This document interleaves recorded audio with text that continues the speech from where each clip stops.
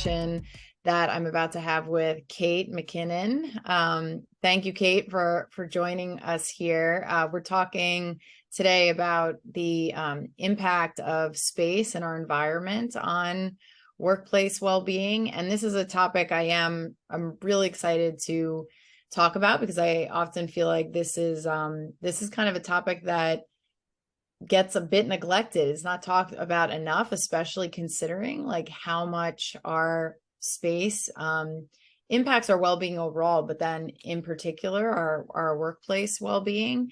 And so we're going to address space more so at large and environment at large, but also more specifically your workspace or your home workspace versus an office environment and the impact that has. And so this really is a key kind of influencer or driver of overall workplace well-being. And so I definitely want to bring Kate in to, who's really an expert in feng shui and in this space, and I'll read her bio in a second, but wanted to really kind of dive into this more in depth. So welcome, Kate, and thank you so much for having this conversation, and just love, chatting with you in general. Thank you, Danielle. I'm so excited to be here and be able to talk about this with you and what you do, from a workspace wellness is so inspiring for me to be able to have this conversation too. Oh, thanks. Well, and clearly your space, I could probably use you over here too, considering you have this bright and colorful and nice background there, and I'm over here in my black and white. So have to have you do some consulting with me. But so let me just start with Kate's bio here. So Kate's a certified feng shui practitioner and a home and workspace wellness consultant. I love that. And has successfully consulted for over 20 years. Prior to starting her current business, Kate had her own management technology consulting company and was vice president of JP Morgan Chase. She's been featured in interviews, a guest on Hay House Radio, hosting courses and talks.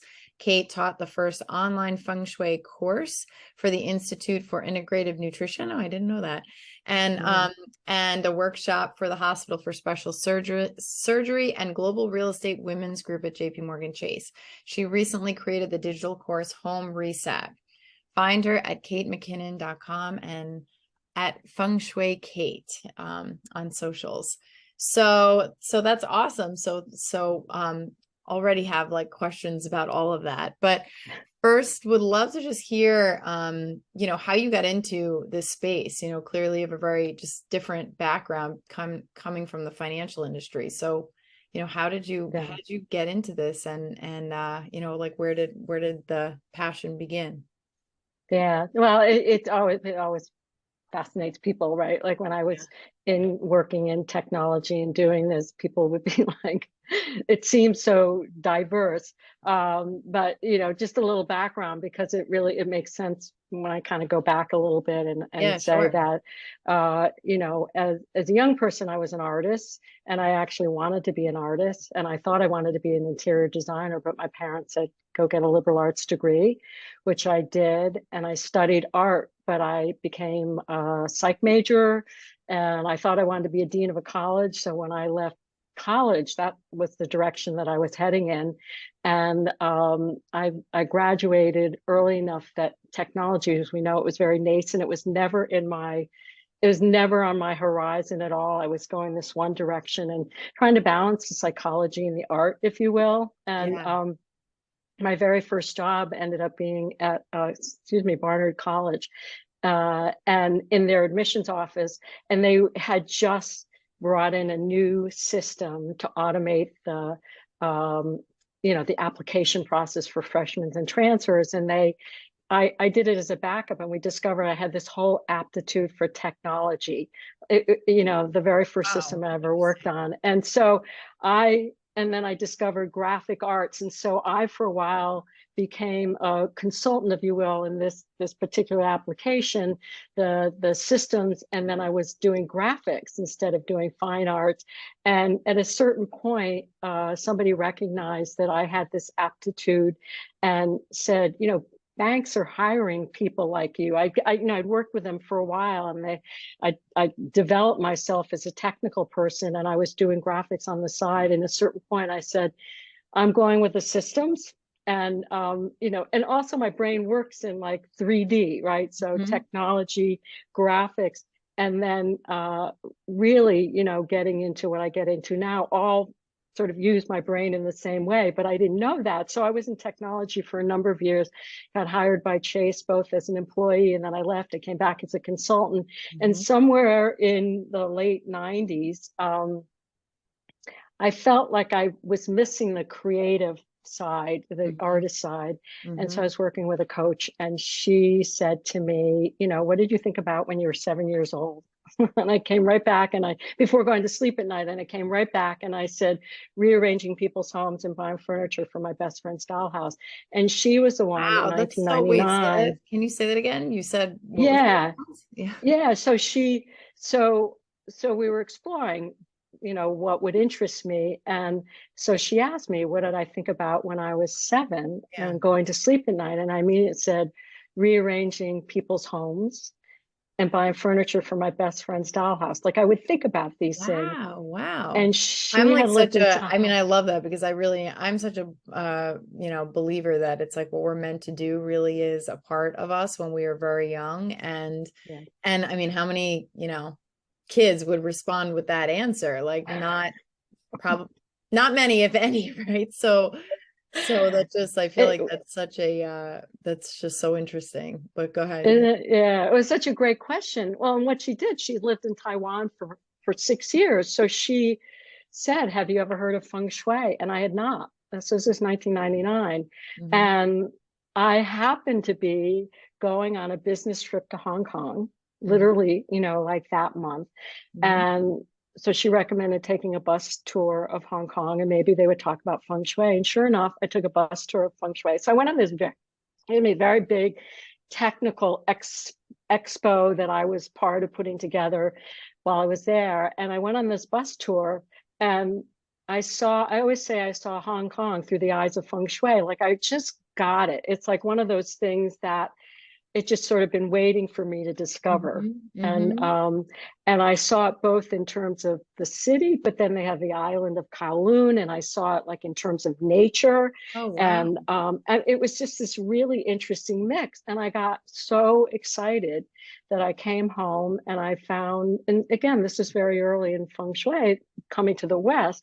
I found a feng shui master that I could study in his school, and I became certified. And as they say, the rest is history. But it really was such a combination of my interests of arts, because I have a very science mind and I have a very art mind. I am very left brain, right brain, and it just pulled it all together. I was interested in physics, believe it or not. I mean, it just Yeah. combined all Well, my that's why I interests in said, a really powerful way. yeah, and that's why I want to have this conversation with you because I feel like it is this intersection between, feng shui, and I want to have you like define it in a second, but something that kind of feels softer maybe to some people, like the fact that you've worked in corporate and the financial industry no less, and you clearly have that science and technical mind at the same time. And so being able to kind of have this conversation more from that perspective, I think is really helpful so that, because have companies start to understand like why this is important and why they should be caring about it. So can you first just start with like what is feng shui? Absolutely. So I always say people think they know what it is, and then to define really. So in the simplest level, it's the art and science of creating really balance and flow of what we call life force energy, Mhm. our energetic environment in our spaces. So it can be our home, it can be our gardens, it could be anything, and Mhm. really creating balance and flow and harmony. So it's looking at the entire space. And I always like to say that feng shui literally means wind, water, which are the two most basic elements of life. So wind being breath, and water, we can't live without water. So Mhm. that life force energy, feng shui is really about, I love it, the wind, water. Um, I love that. and Yeah, and it's been around for 5,000 years. And this is really important too in terms of the environment, because it was originally used, excuse me, 5,000 years ago to really select the best place for not barns, farms and houses, right? Homes. And so it's looking at the environment from all the things that we need to sustain life. So Mhm. that's light, right? Good air, water, food, if you're a agrarian or if you're a hunter, Mhm. environment, and protection. People don't realize that. Like, where's the best place to have a space where you feel safe and protected? Mhm. So it's all those elements. Oh And so wow, I've they're never heard it described like this actually. I'm glad you yeah, asked. in that, no, it's amazing. So it's like, I always like to go back to really where it came from, because underlying all of that are the principles that, as a feng shui practitioner, I've learned. And then, to your point, how one of the big things for me is how to take it and apply it in a very practical way. So people think it's something very sort of esoteric, and Mhm. it can appear that way. But I always say it's based on energy, and energy is quantum physics. And so we all are made of energy, right? Our environments of energy. Well, And sorry, go go ahead. ahead. I didn't mean to No, interrupt. no, I'll just finish that thought. I Yeah. think because it's really important is that we are made of energy. We are surrounded by energy. And so even if we don't know it, we are very influenced by our environment and the energy around us. And so very often people will say, when people come to me, they'll say something doesn't feel right. Right, That's right. all they know. Yeah. Or something, I don't like to go to that space because there's something there. They know something, they just don't know what it Yeah. is. And Yeah. so my job is always to listen and say, they're just telling me what's going on in their environment, and I can then work with them to see what it is and create it so it feels comfortable and balanced and has the flow at Yeah. the Well, most simplest level. I mean, I just believe that like wholeheartedly. And I think just the funny thing is that, I mean, almost all of us use the phrase like, oh, I like the vibe, or I didn't like the vibe, or like when we're choosing a restaurant maybe to go out to eat in, it's like, oh, they have great food, but doesn't have the right vibe or the right atmosphere, right? Like we use those words. And I feel like, that's feng shui. We're all feeling that element, but we're not giving it kind of credit where credit's due, but then all of a sudden when people talk about it as like energy, it seems like, everyone starts to get more skeptical when it's put that way, but we all kind of understand it. I feel like at our core. So, and I think the implications and part of the important, angle of this conversation is the fact that, especially when organizations are trying to get their employees to come back to the office, like employees want to feel like they're walking in somewhere and they're walking into an office that has a good vibe, and they want to feel like it feels good energetically, the environment's uplifting and bright and well kind of organized, to your point, to have a flow, right? And to feel that there's kind of diversity in the environment or elements of nature and things like that. All of that is what makes people feel like, oh, this is a second home in a sense, right? Like where it has that feeling. And that's so important because, that's part of kind of the value proposition for returning to the office. So, can you speak a little bit about that piece of it? Just, I guess what would you add to that in terms of just like that, the importance of just, companies first realizing, how important it is to really be intentional about their spaces. Yeah, I absolutely.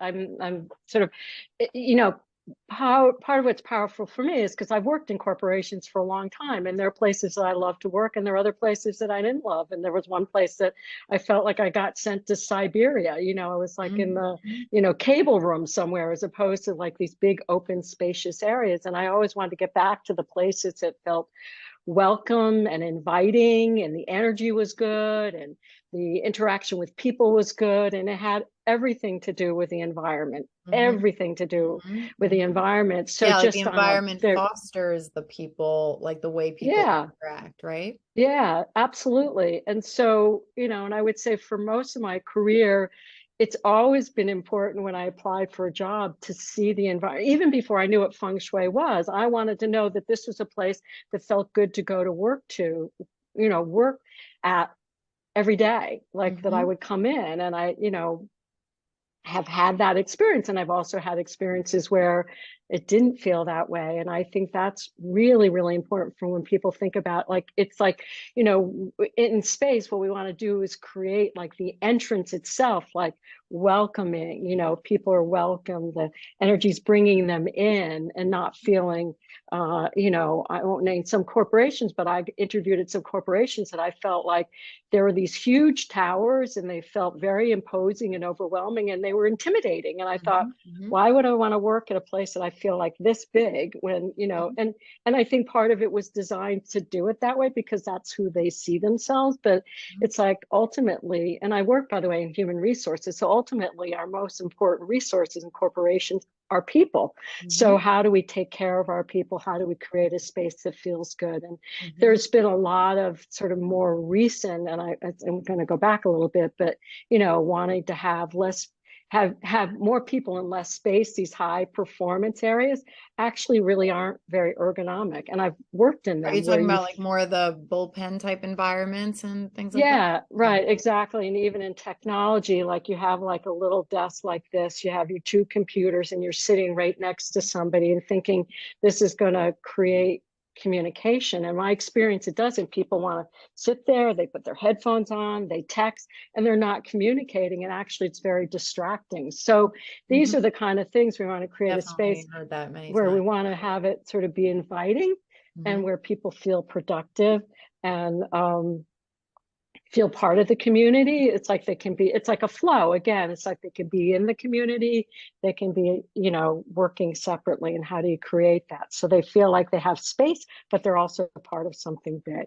And, and I will say personally, this is just a personal thing, but it sort of came to me. So I'm going to say it is like, when I was working in corporate as a consultant, I did it both as a consultant as an employee, but when I was a consultant working at home, this is years ago, I did love to come to the office because I liked the camaraderie and I liked to be a part of. And Mm-hmm. then I would work at home and people are always like, it's so great to work at home, but I found it kind of lonely and I like the people interaction. So you want to create that environment where there's both, I Yeah. think. Well, And I've seen places like that.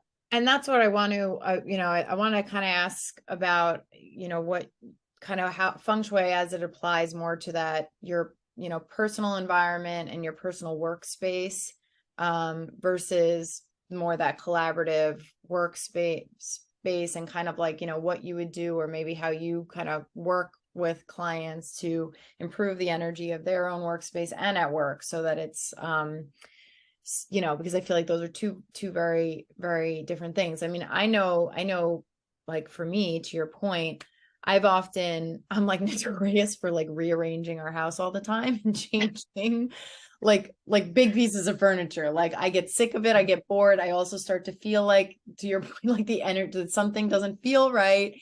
And then all of a sudden I change something and it really does feel like something is different, like in the room.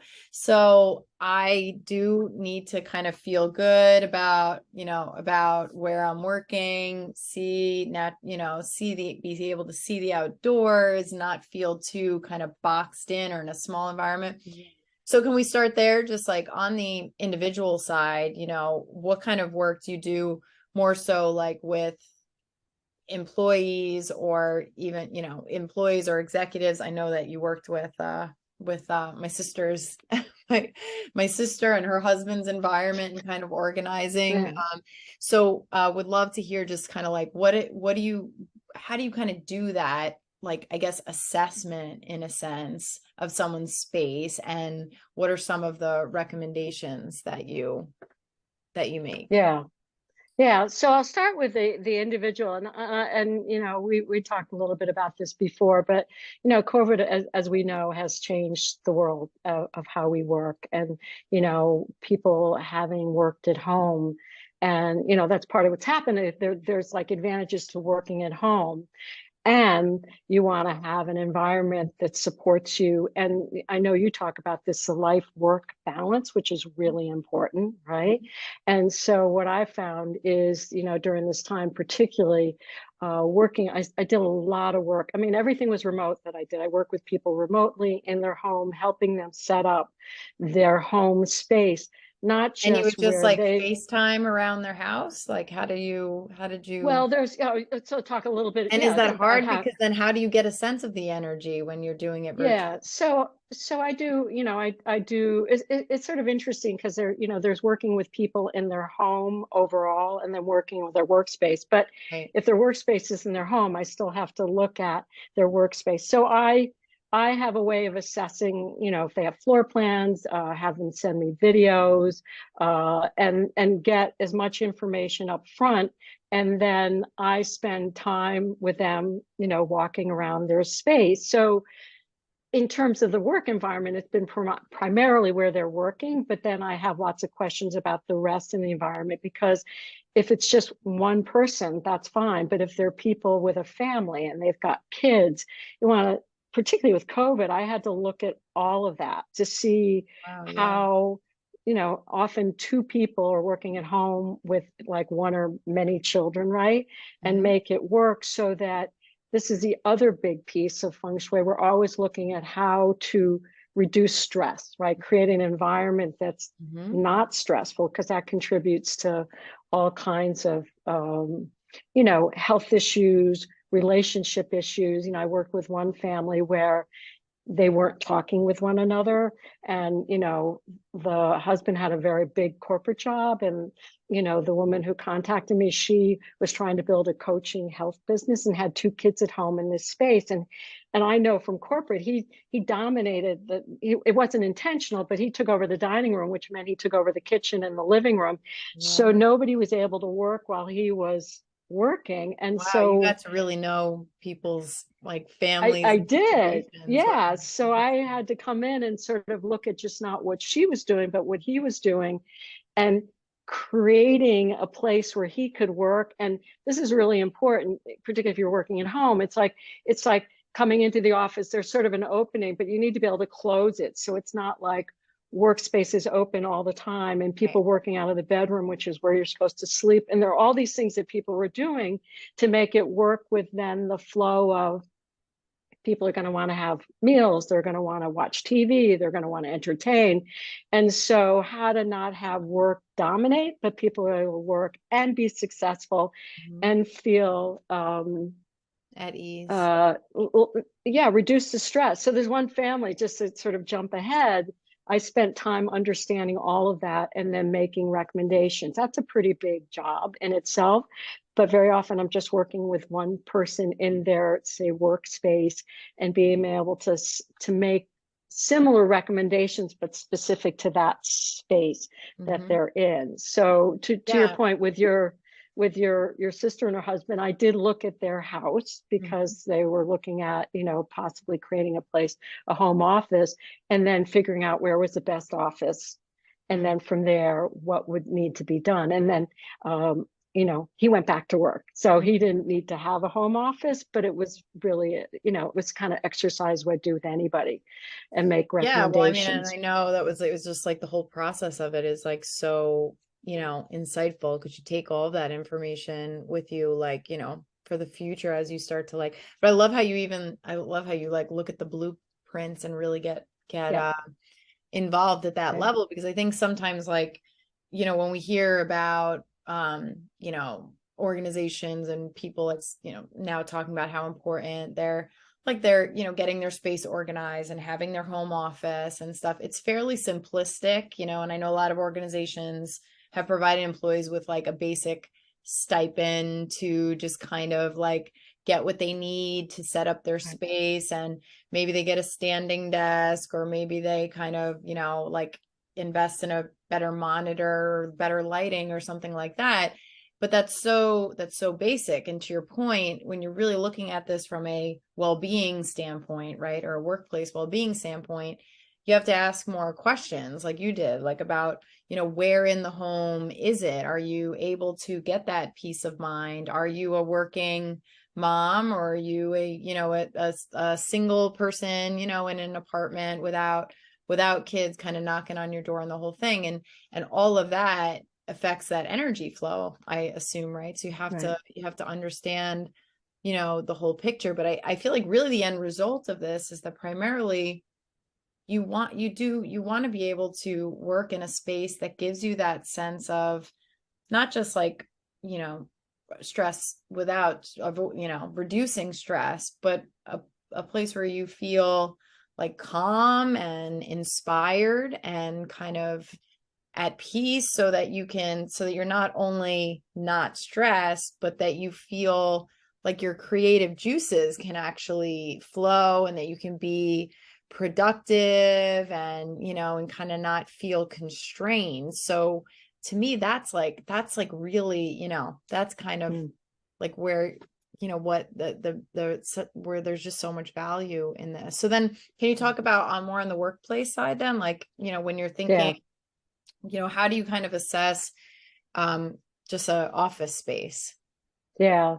I just want to go back very quickly what you're saying, because it is really important in what you're saying, that the sort of really it's about being holistic, Mhm. right? Like I always say, that's why sometimes people say, can't you just do this one thing? And I say, well, really, people are in a space, right? Like, so it's who you are in your space. So it's not just your space, or it's not just you, but how does that space support you for all the things you're talking about? I mean, I have a course, or people have me come to speak, and I have like my 10 top tips for creating what I call wealth and prosperity, or really like you know, I call it feng shui on the go. I call it a lot of things, but the idea is that wherever you are, you can create an environment that will support you. So if you work at home and you have a desk,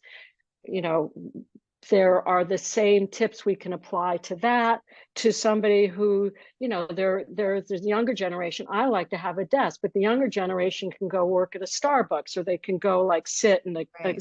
slump in a couch somewhere. I Yeah. like to have a desk. But the underlying principles for So wherever what you are work they? and Can you whatever you tell some do. of So those? I'm going to give you a couple of them, because they really are important. And I always say, I would start with number one, you want to eliminate clutter, right? Like, so people, it's I'm like they writing can have a these desk down set for up, myself. and they have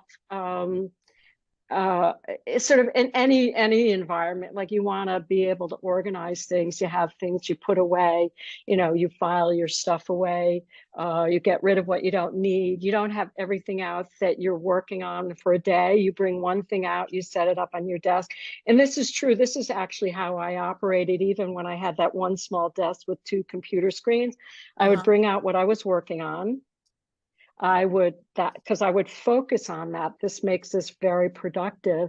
Yeah. I would have set an intention for the day, right? So I would have said it. So I kind of knew what I was going to need to do for the day. And again, I did this in the corporate environment, and I recommend this to people when I work with them, whether they're in the corporate environment at home. And that some of what you were just saying is like, I mean, what we were just saying was that if we're setting up at the day, whether it's in the office and in corporate environment, like we sort of open our day, but at the end of the day, and I learned this from years at Chase, we used to have to clear our desks at the end of the day. It's actually a really good thing. It's like Hey, clear oh your wow. desk, put everything Yeah. away. So when you come in the morning, you're not like overwhelmed. People think they Yeah. have to have everything out so they'll remember. And meanwhile, Yeah. it's So creating this like true. mental and emotional clutter. You I come in and you totally go go, back and oh, forth with that, with like tabs, right? We all have like the tabs open yeah, thing. And it's like, and I do try to do, I try to do what you say, and like, and just create that where I just have one thing I'm focused on, and I have a way of saving my tabs and all of that. But to your point, that is the trap of like, I'll keep things open because I don't want to forget about it. But I know that creates this like feeling of frenzy, like in right, in right. my mind. I could see that with the physical environment. I love that about like clearing the desk at the end of the day. That's Yeah. hard to do though, Yeah. right? I mean, that's a hard It thing. it really is, it is. But I, even for people who are working at home, and I now work at home, like when I'm done the end of the day, I do, and none, none of us are perfect. Even I, sometimes I'm like, I'll be like, ah, forget it. And then it's like, it's still with me. And I said, well, you didn't close down your computer, you didn't put things away, just go do that Mm-hmm. and you're done, right? Like, it's Yeah, not like yeah. I'm going to go back an hour later. So there's that. And then the three main things, and this is very, to me, fundamental feng shui, what I'm about to say, but when I explain to you, it makes so much sense. So it's very important. So you'll notice I have a wall behind me. There's this thing called the command position in feng shui. So you want to be able to sit somewhere where you've got a wall behind, if you can. Like in corporations, you can't always do that. And I'll talk a little bit about what you can do. If you want to sit somewhere where you've got a solid wall behind you, not a window, you're able to look sort of where people are entering the space, because Mm-hmm. that's the security thing. You're not startled, you're not surprised, you can see people entering, and that you have a good chair, a good solid chair, supports your back. So Mm-hmm. think about it. It's like, it's got your back. It's got your back. It Mm-hmm. strengthens you. It empowers Love you, that. right? Feng Shui is full of metaphors, by the way, but like, the wall has your back. This has your back. You're in what we call the command position. You can see people coming in the doorway, entering. You're not startled. That's the protection and security thing. Mm-hmm. I used to work at a station. I'm deaf in one ear, and people would come up behind me and I'd have this startle reaction. Well, mine was a little exaggerated, but people actually will sort of hunker down when they're like that. They're kind of protecting themselves, and you want to feel open and spacious. This makes us, believe it or not, more productive. Like, that's the thing I was going to say. I have this course and I talk about it as wealth and prosperity, but it's really about being productive and successfp, right? These are the things And that meanwhile, just this help is so you. the opposite of the bullpen stuff, right? I mean, that's Yes, where you've got people like, yes, kind of hunched over in probably not great chairs too, but like with no, right, totally nothing right, behind them. And so that must be right. like kind of from a feng shui standpoint, is that like Yeah. really the opposite? Yeah. And I worked in that environment. Just tell you a quick funny story.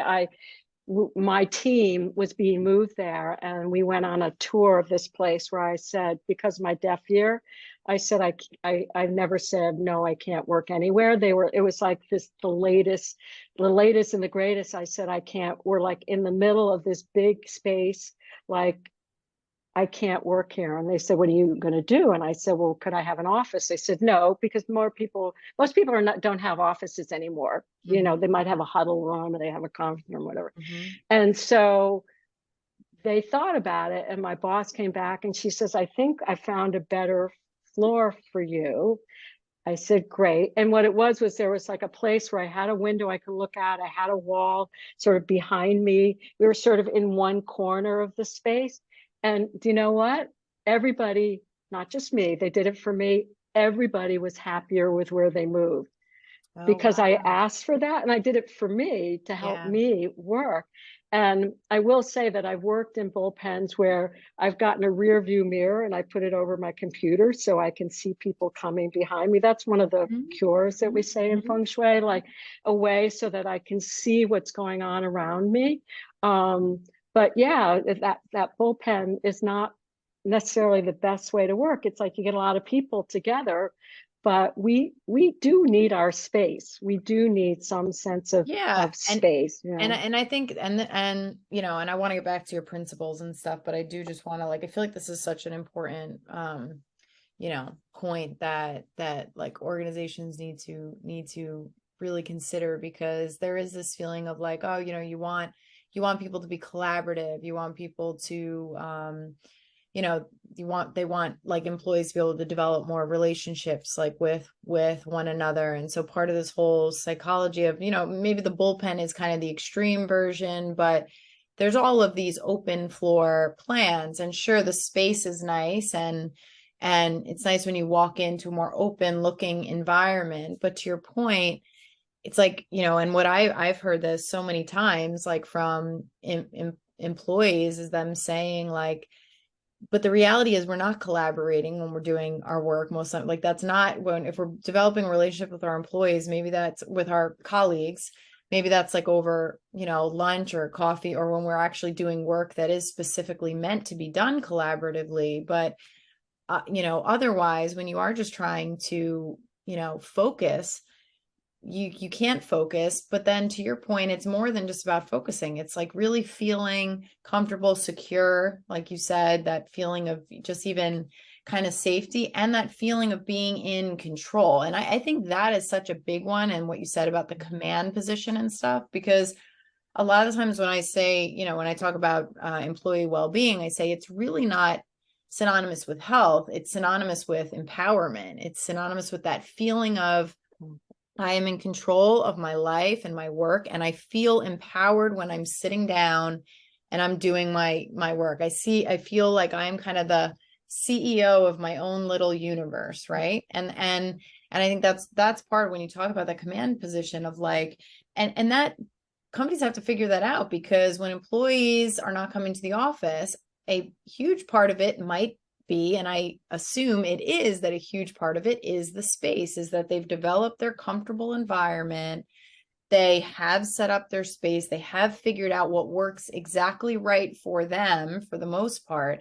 And then if they're now forced into an environment that's totally a mismatch, that isn't taking all of those securities and things into play, like taking all that into consideration, it's kind of like, you know, this isn't gonna, you know, that's just not gonna fly for them. So anyway, so I totally sidetracked us from your principles, but I just feel like that's a big thing that, you know, that I think companies are still not really getting right and understanding. Right. So, Well, all right. no, I appreciate what you're saying, because you actually sort of fill in, taking what you've looked at from a wellness perspective, like, or a wellness initiative, and sort of seeing it from that perspective. And I would agree with you 1,000%, both working with people and having been there. And I think that's the value for me of having worked in corporations for so long, and then bringing this and seeing where it works and where it doesn't. And the Mm-hmm. thing I will say, the last place that I worked in, where I was in that bullpen, one of the things I did love, which is it's a sort of collaborative thing, is there was a place where people could go and work that felt more like a living room, or felt Right. like, Yes. where you go eat, but then you could sit down and, meet over coffee and a table. Yeah. And I would go there. So I would go there when I needed to work, right? I would Mhm. take my stuff there. It's like going to the library, for instance, or I would Yeah. go Or like there a and cafe get or coffee something. with people. Right. And it felt, and I loved it. I thought it was like really well done. It felt like, it's like a big Starbucks. Right. And, you had all of that, which is part of what, sort of I say, that isn't where we started when I started working, but like a lot of younger people, that's the kind of place that they want to be able to work. That's where they want to collaborate, not just in the huddle rooms that feel kind of sterile and stuff like that. Mm-hmm. So being able to balance that, to give people more autonomy, if you will, and independence, to be your own boss, right? You want people to Yeah. be your own boss, to create that, but create an environment that supports it and gives people options, I think, is Mm-hmm. part of it. So anyways, I thought Yeah. So no, that was well, no, that was important. great additions there. Well, so now Yeah. go back to, so would you say you were saying the principles, and the first one you said was eliminating clutter, and then the second one, how would you say that, like finding your command position, or how, what's Well, so yeah, so there are three parts to it. One is, you're going to sort of look at where, if you can, ideally be able, and you can't always, but the idea is you have a wall behind you, or sort of you're looking towards where people are coming into your space, whether you have a workstation or where you're working. So you have a good desk, right? You have a Mhm. solid desk. You have, and this is very ergonomic, right? A good desk, a solid chair that supports you, and you're positioned, right, with a wall behind you and looking out. And by the way, this command position has to do if you're in a restaurant. Yeah, I I've use it heard all that. over the place, by the way. Yeah, my husband always waits for me to sit down first before we sit down, because Aw. I'm always going to pick the position that feels right. Like Mhm. it feels like, like don't put me by the bathroom, don't put me by the kitchen because I'm not going to sit there, right? It's too, Uh-huh. it's like find the place that feels right. And usually it is. It's sort of back to my wall, my back to the wall, looking out, entrance, and you just feel better, Hmm. So yeah, Hmm. So then yeah. what's the Oh, next? oh, and Yeah. so yeah, so the importance of your chair, your desk, your command position. I mean, those are like, and then the clutter and the intention. We're Uh, already got five right there. well, and then what's uh, the impact of can you talk about just like the impact of nature and elements of the natural yes, environment? yeah, absolutely. So, and again, that's one of the other ones. It's like plants, for instance, plants are really great. Great plants are they're natural I don't but they're we're gonna have to cut this beat. They're natural. What are they? Oh my goodness. Anyways, plants are really important Filters? because they're filters, right? They're Yeah. air filters. They're Hmm. natural air filters. Thank you very much. Hmm. So plants are natural air filters, but they're bringing in live energy. And I Right. know, like for instance, in corporations, I worked in corporations where you used to be able to have plants, and then they didn't want to have to water them or didn't think people should have them. But actually, they really are an important element to add. So they're bringing that outdoor element in. So the plants, and also being able to sit somewhere where it can be expansive, like you can look outside, you Right. can see a Right. window. We crave natural light. Like don't have a space where you put people where there's just no windows at all. Yeah. Yeah. We crave it and we need it. It really affects, it's Mhm. our whole cycle and everything. It's so important.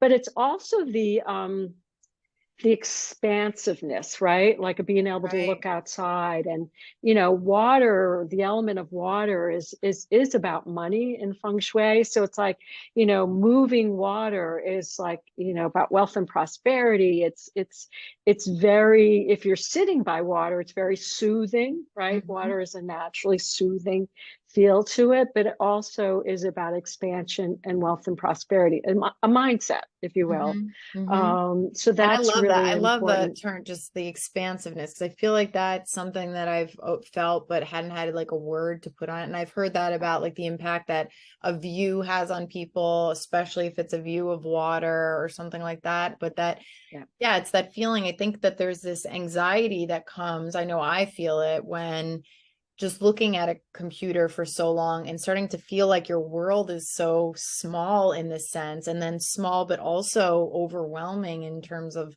all of the notifications and the things coming at us, and that space when Right. you're when you have that expansiveness, all of a sudden it takes you out of that little world and you're like, oh, there's this whole there's this whole world out there, like, there's a Right. relaxing aspect of that. So I love that word, expansiveness. Yeah. And um then we do things if you don't have, like, if you're in a place where you don't have that kind of expansive view this is where we then use artwork, for instance, or we use, like, either a painting mhm.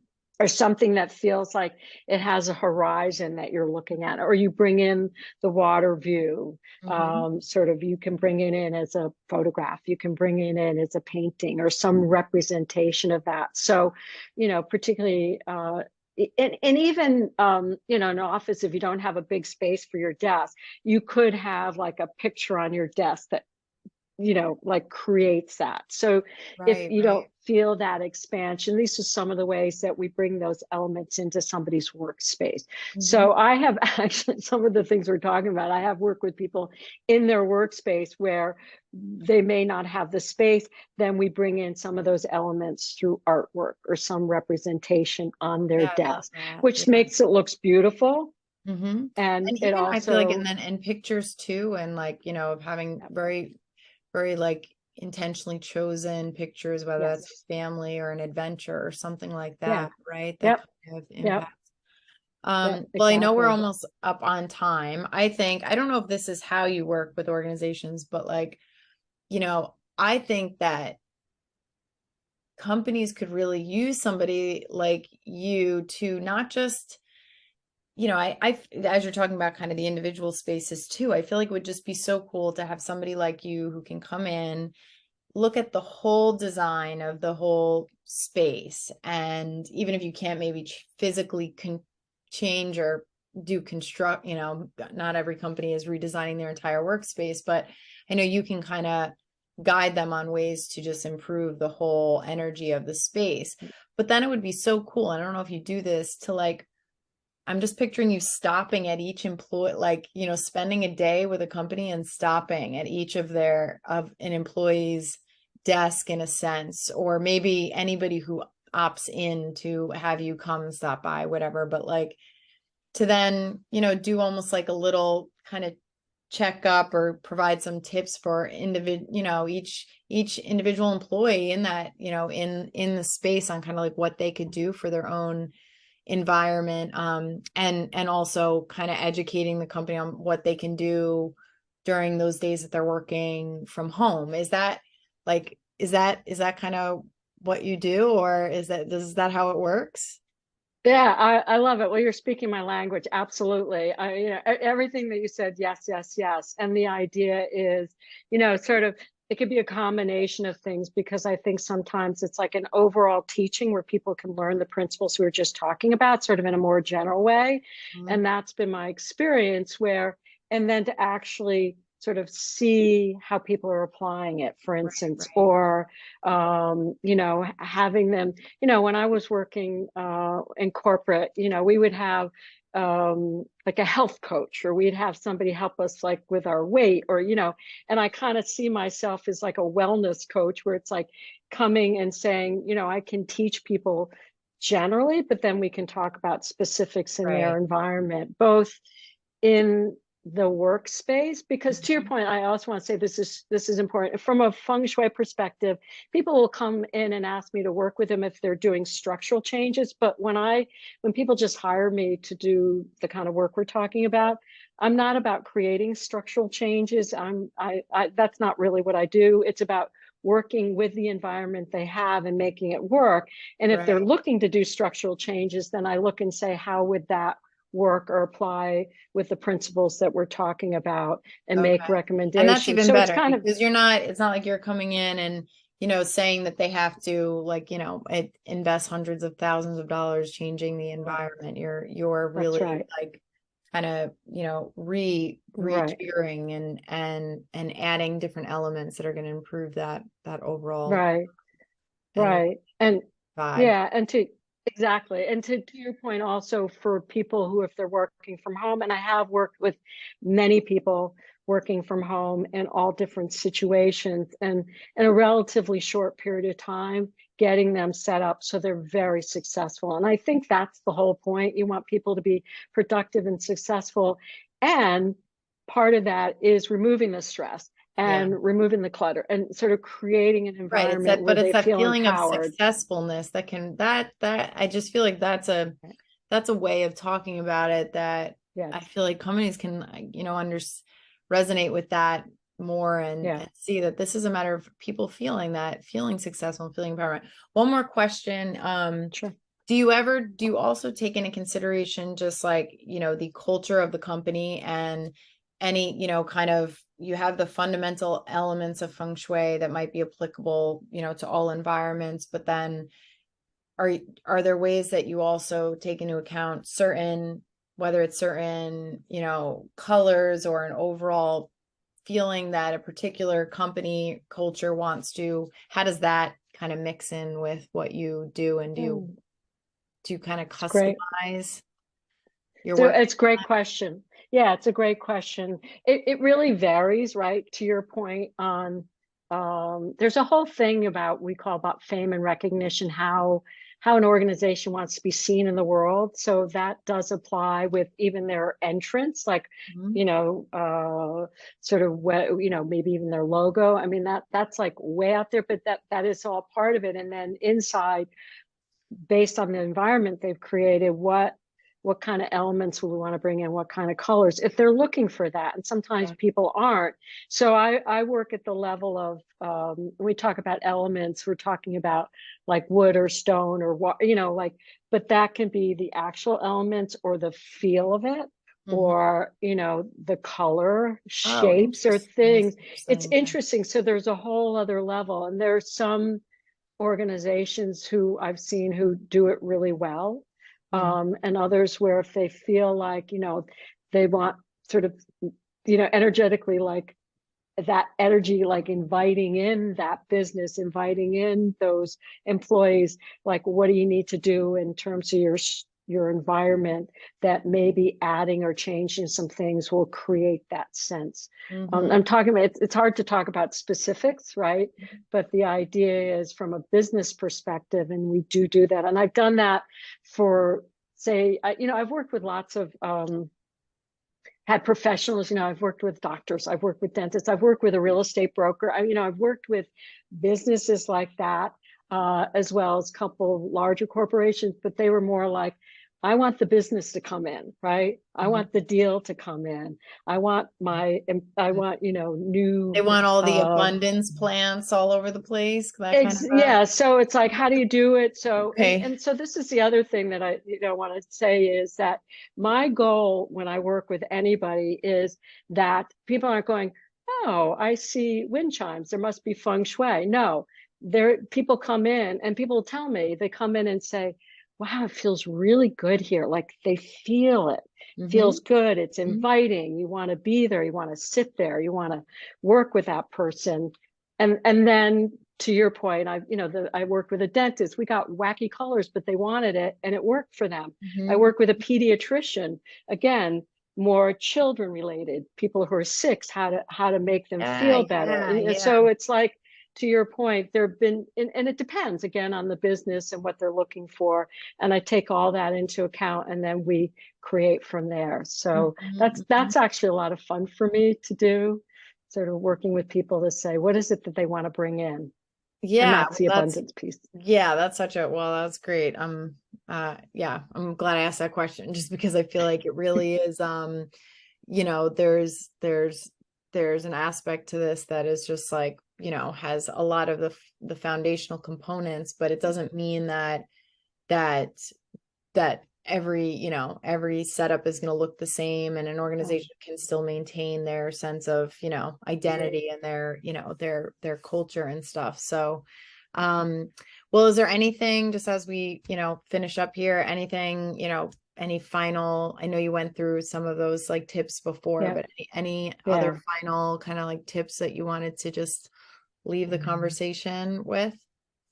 It's really more of a thought, but I think this is really important and it relates back to, I don't ever want to forget. So health is everything.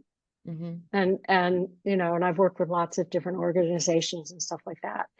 But health is everything. And feng shui is ultimately about health and wellness. And Hmm. so that is our most core principle. So I can talk about all these other things, but I don't know, I just always moves me. It's like that is the most important thing. So ultimately, if we're creating a stress-free, we're reducing the stress-free, people are going to feel a sense of peace. Yeah. And that peace actually goes out into the world. It's like, person by person. So if we're creating an environment that has people feel well and peaceful, like Yeah. inner, like, and I get like corporate, you can be like stressed out and stuff like that, but how to sort of create an environment that creates that sense, that makes a difference not only for the people, but the environment and out, and it's really cosmic, but out into the world. It really does, Yeah. one home, one space at a time. So everything that I do is with that intention that ultimately what's best for the people because they are what make a difference. So it's like the environment helps the people and the people are the, sort of what are going out and impacting the world. And so Yeah. that's Well, the I core love principle. and I love that because I feel like, sometimes when it comes to improving, health, mental health is it can be challenging when you feel like you have to do it, you know, do the inner work at first, right? Like that it's like, it feels complex and it feels like, But I think what's kind of refreshing about focusing on your environment is that it's like, it's something that's very physical and real that you're seeing and feeling. And then it's like, wow, before I even had to work on my, I didn't have to do anything particular to focus on my stress, that just because of the way the environment is and the feeling that I get from the environment, I automatically feel less stressed. Like there's so much relief in that. I think it's kind of like this outward in, impact. And it just made me think of one final thing, which was that, with companies, like there are a lot of organizations now, that care so much about, workplace well-being, and they're making it a priority and stuff. And one of the things about the environment, and why I do try to kind of, mention it in the grand scheme of what I kind of advise companies on, is that you do have to take that into consideration. Because if you're an organization that's like saying that workplace well-being is so important, and your employees, like their well-being is so important, but then they walk into the office and the feel is totally off, and that they're getting frustrated by that space, or that it just feels stale and stagnant, and it just, there's a misalignment there. There's kind of like, oh, you're saying that you care and stuff, but I'm not feeling that when I'm in the environment of it, right? So it's kind of, you're getting that feeling from how your managers talk to you, and you're getting that feeling from the messages that leaders are creating, but you're also getting it from that environment that you are sometimes feeling like you're being forced to be in. So it really, to create kind of like an aligned workplace well-being experience, you have to have that environment checked off, right? So anyway, I know we have to end, but thank you so much. I think this work is so important. I really do. And it was just so enjoyable just talking to you and learning more about this. And I know I want to learn more about it for myself too, because I'm just a huge believer. So thank you so much, Kate. Thank you, Danielle. It's such a pleasure, and really for the opportunity to be able to talk something that I just think is so important and I'm so passionate about. But to really sort of have this conversation for me has been talk about empowering. Yes, to everything that you're saying. Yes, alignment, And transformation. can you all just of it. remind us to your website, and or best way to get in touch with you? Sure. So my website is Kate-McKinnon, MACKINNON.com. Okay. And I'm also on the primary LinkedIn, but also on Instagram at Feng Shui Kate. Okay. And At I'm on Feng Shui LinkedIn. I'm Kate. also, And we'll but obviously people post can that with contact me this, through but- my website or through LinkedIn. Okay, great. And where are you Be happy based? I to- never asked you, and I forgot. Yeah, so I'm in New York. I'm on Long Yeah, Island. you are. Yeah, Oh, okay. yeah. State. All right. Yeah, we can Well, get places. well, thank you so much, Kate. And of course, Thank you, Danielle. we'll be in touch. Thank you. Have a Okay. good rest of the All week. right. Bye. Thank you. Bye.